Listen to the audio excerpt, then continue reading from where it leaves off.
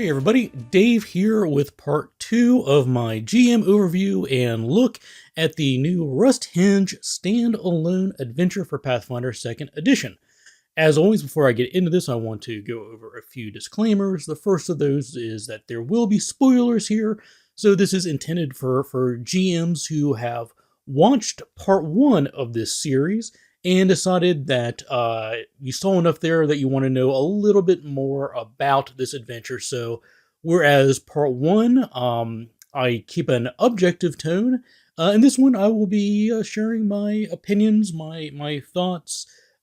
This is not a quote-unquote review. I don't like to go into ranking and say this is a 4.5 out of 5 or whatever.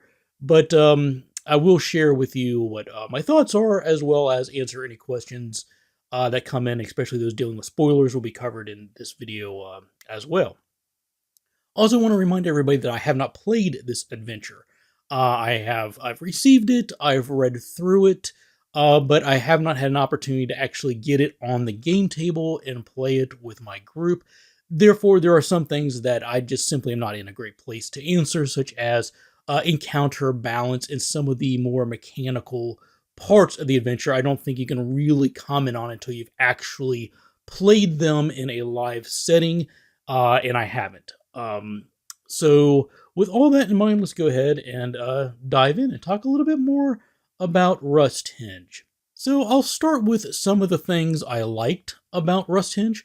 The first is the setting of the Kindred Coast. So the Kindred Coast is part of this sort of island chain that sticks off the east coast of New Thassalon.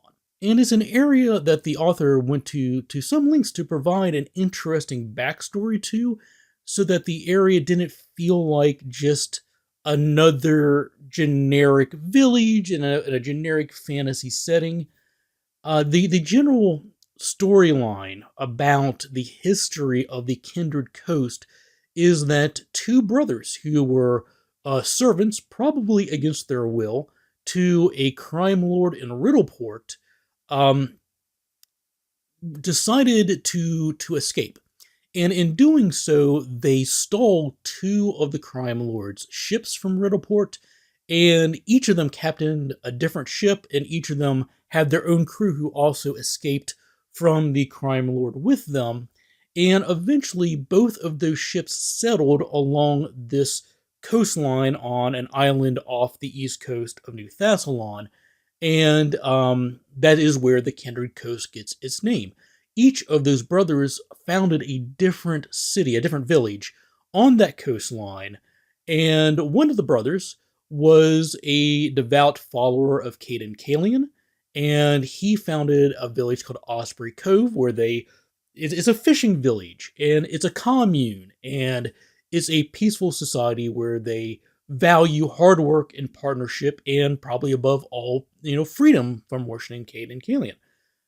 Whereas up the coast, the other brother founded a village called Iron Harbor, and he was a worshiper of Gorham.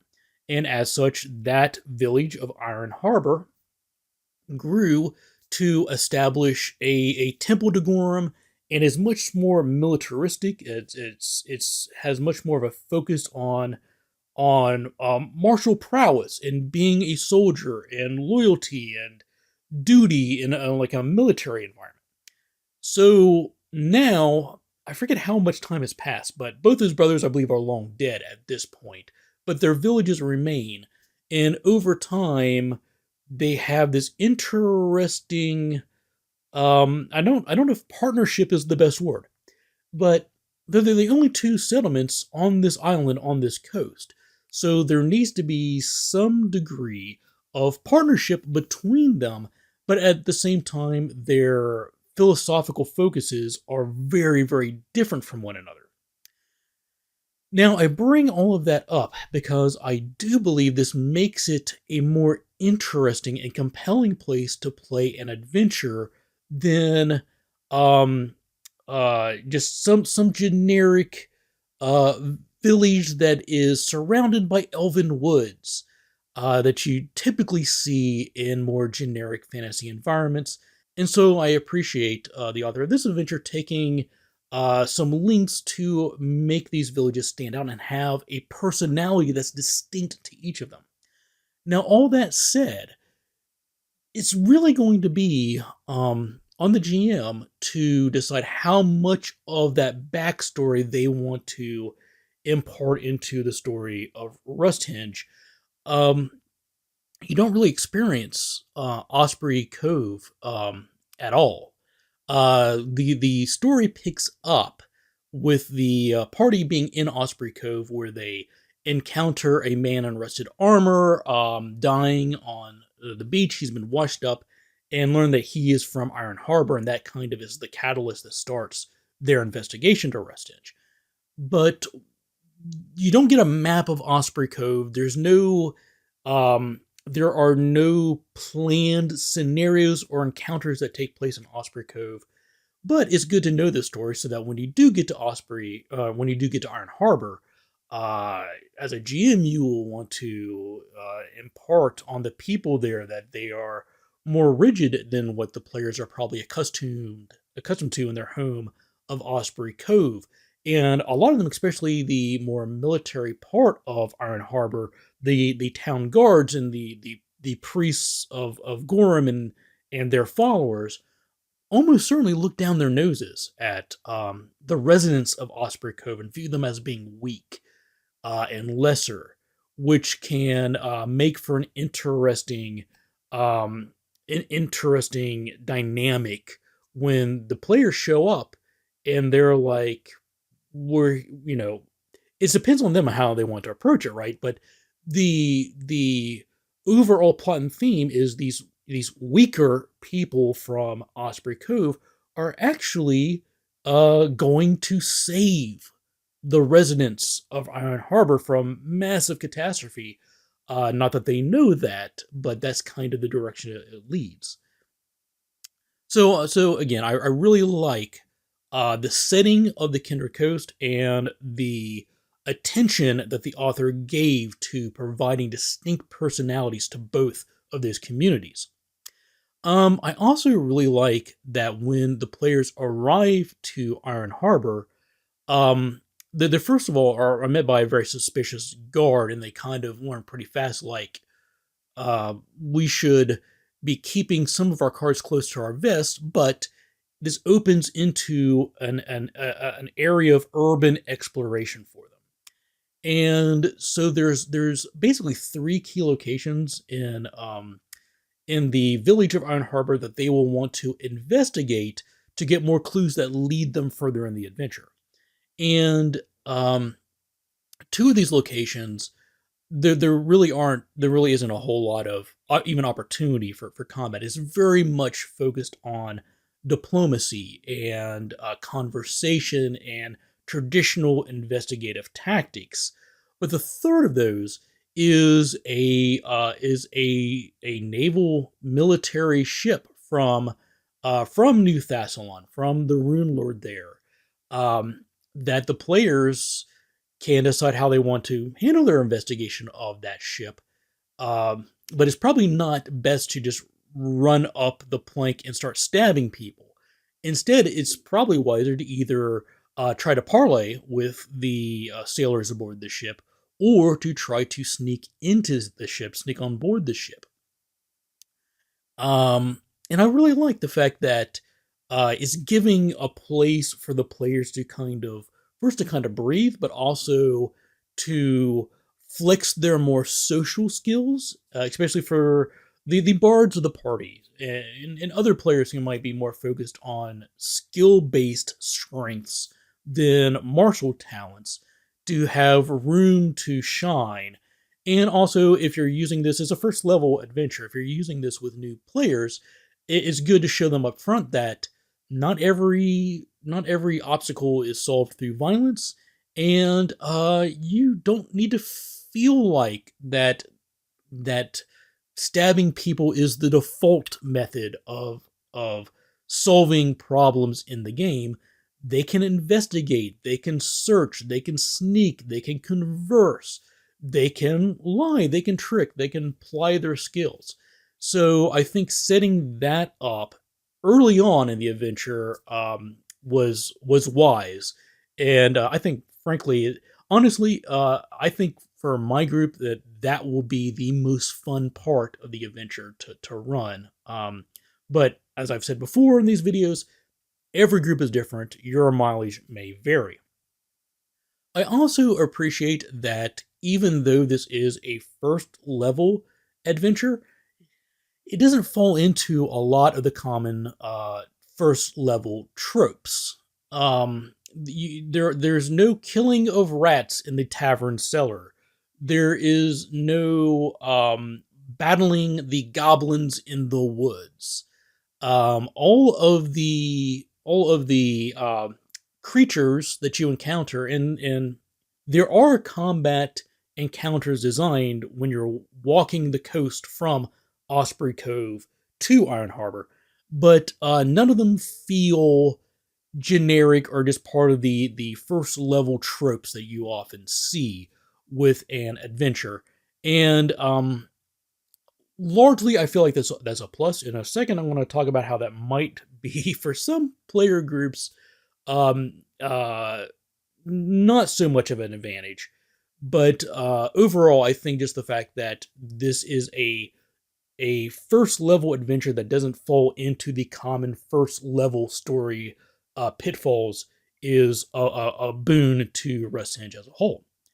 So next, let's talk about some of the things that well, I won't say that I dislike, because I'm going to be honest. There's nothing in this adventure that I absolutely just felt objectively was wrong and I disliked. There are some things that I think that certain groups may gravitate towards more than others do, though. So let's talk about those. The first is this has relatively heavy world lore set on it. And this is kind of the other side of that benefit of there not being traditional first level fantasy tropes in the adventure. The advantage to having those tropes is if you have a brand new set of players and you have a generic village that's surrounded by a generic forest and you're attacked by largely generic goblins, that's easy for them to latch onto in their heads. There's no backstory that you have to burden those players with while they're trying to learn the rules of the game. They know what a medieval village looks like. They know what goblins are. So that sort of a typical introduction to a role-playing game works well with brand new players. And in this adventure, setting it in New Thassalon and setting Rusthenge itself is an old Thessalonian ruin. So, uh, when you read like the first introductory paragraphs of this adventure, it's almost overwhelming with words like Thassalon and Rune Lord and all kinds of other sigils and stuff that apply to that lore. And so, in some regards, it may feel overwhelming if you're using this adventure with brand new players to get terms thrown at them like Thessalonians and Rune Lords and so on and so forth. Now, that said, even though there is all this backstory applied in the adventure, I think I would approach this with players, especially new players, from the perspective of common citizens living in the world. On the Kindred Coast, they make it pretty clear that even though they are in the territorial limits of New Thassalon, they're way off the coast and they're pretty much live their own lives, and as long as they pay their taxes to the Rune Lord leaves them alone. And so from the perspective of the new players, you may not even need to initially go into all of this backstory about Old Thassalon and New Thassalon and Rune Wells and Rune Lords and all this other stuff. Like you live in a fishing village. It's called Osprey Cove, and uh, they probably don't need to burden themselves too much with a government that their community really doesn't interact with too much.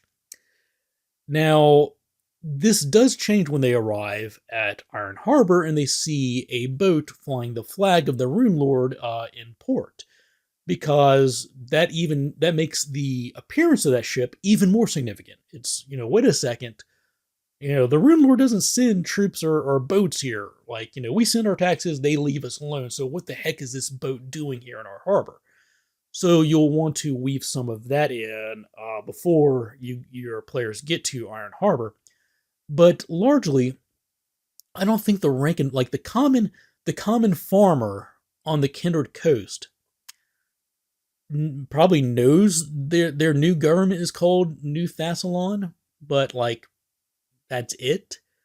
I think the rank and file people of this world don't know about Rune. Well, now that Rune Lords have returned to this part of the world, things are different. But outside of this area, or in First Edition, before Return of the Rune Lords, I think most people didn't know, had never heard of Thassalon and Thessalonians and Rune Lords and all this. They knew that there were creepy old ruins outside of their home, that there were rumors of them being cursed, and you'd never go there, but who made them and why they're there and their purpose and all that, the rank and file of this world probably doesn't know. So I kind of approach it like that, and would try not to overburden new players with all of this information if I was in fact running this for new players. Also, and then again, this is another thing that I don't dislike, but it's something to be aware of. When I was reading this adventure, I sort of felt like, wow, they're taking on a cult that is resurrecting a demon lord. This doesn't feel like a first level adventure. So I do wonder if this was originally intended as a higher level adventure, and then somebody said, you know what, we need another first level offering. Let's just take the story and de-level it and provide it as a first level adventure, because that is a gap in their offerings that they need to fill. Now that's just conjecture. I have no idea if that is true or not, but the overarching responsibilities that are placed upon the shoulders of the new players are potentially more grand than what you typically see in a first level adventure. But this also can be a benefit. Like I said before, this adventure doesn't fall into those tropes for new players. And also, even at first level, you are not playing first level human beings. You are playing first level heroes. Even a first level character in a Pathfinder party stands head and shoulders above the rank and file of this universe. So they're capable of great things. So I don't. So also, like, if they find themselves thrust into this situation, why couldn't they manage to do the things that are asked upon them in this adventure? They're preventing the resurrection of a demon lord. They are not fighting that demon lord themselves. So, I mean, really the difference is they are fighting low-level cultists trying to resurrect the demon lord of rust and decay, as opposed to preventing high-level cultists from doing that. But it might feel weird if you go from saving the entire Kindred Coast and both the settlements there from certain destruction with with the return of a demon lord, go from that to a less to an adventure that has lower stakes might feel weird to your players. So perhaps think ahead. But like I said, this is not so much an objective negative to the adventure. This is not something I objectively dislike. It's just food for thought.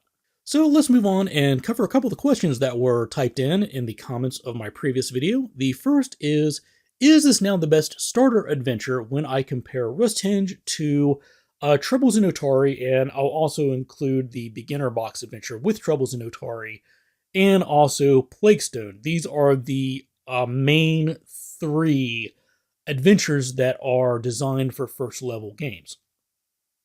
So, in my opinion, this may be the best first level adventure, but not necessarily the best first level adventure for brand new players. If you have brand new players, I still believe that the box set going into Troubles in Otari is probably your best bet. It is more. It is literally designed for teaching the game mechanics to new players. But if you have experienced players and you finish a game in a campaign and you retire those high level players or those high level characters, and your players say, "Hey, we want to play again," and you don't want to commit to doing an entire adventure path, then you'll think, yeah, Rusthenge is probably your best bet. Plaguestone, I'll have to confess, I've never played it. I've never GM'd it. I do know that a lot of the people who have played and GM'd it have reported problems with difficulty. It was the first adventure designed for Pathfinder Second Edition, and they were probably still working out the kinks of how all the mechanics would work and interact for balance. Also, Jason Bullman is an evil, evil person who likes to punish his players, and he designed that game. So, without having ever played or a GM to Plaguestone, I'm going to rely on the reputation it has and guess that Rusthenge is probably in a better place as a first level adventure. But again, my pick, if I had brand new players and I'm introducing them to the world of Golarion and I'm introducing them to the mechanics of Pathfinder Second Edition, I personally would go with the beginner box and Troubles in Otari. Next question is, how jarring is the language and rule changes for those of us still using classic Pathfinder 2nd Edition rules? Well, good news. It seems like that Rusthenge is written in the legacy rules. It still uses things like alignment and other trappings of I don't know what we're going to call it. Original Pathfinder Second Edition. I'm going to call it Legacy Pathfinder Second Edition rules.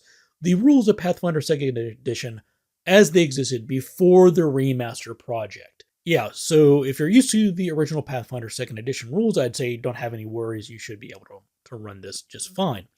The third question here is, how easy do you believe this adventure would be to upscale? Can I run it for a level 12 group by simply replacing some monsters? Well, how easy it will be to upscale, I think, will be no different than upscaling virtually any adventure. I think there are certainly challenges that are involved in that. But as far as the narrative of the adventure, I think you will have no problem at all adjusting the narrative. Um, as I said earlier on, at times it kind of feels like that perhaps it was intended originally for higher than first level characters, and then they may have scaled it down to publish it as a first level adventure. But I think 12th level characters would, they're fighting cultists, investigating a martial city, they're preventing the resurrection of a demon lord. Those are all things that will feel at place for a higher level party. I think if I was to do it for a 12th level party, I may also level up the two communities of the Kindred Coast. Instead of them being small villages on the coastline, I might make them full scale cities so that those settlement levels are more in tune with a higher level player group as well. But there's certainly nothing in the narrative that should make it difficult to run this as a higher level adventure. But I always caution people when they want to upscale or downscale anything. There are challenges just inherent with the mechanics, but it shouldn't be any different mechanically than any other time that you would upscale or downscale. So those are my overarching thoughts about this adventure. Overall, I think Rusthenge is, it looks to be a pretty solid first level adventure, even though it may not hold your hand as much as the beginner box and Troubles in Otari is for brand new players. I think this is going to be a really good bet for experienced groups who want to start over or start a first level adventure without being bound to a longer campaign like they would get in a 3 or 6 book adventure path.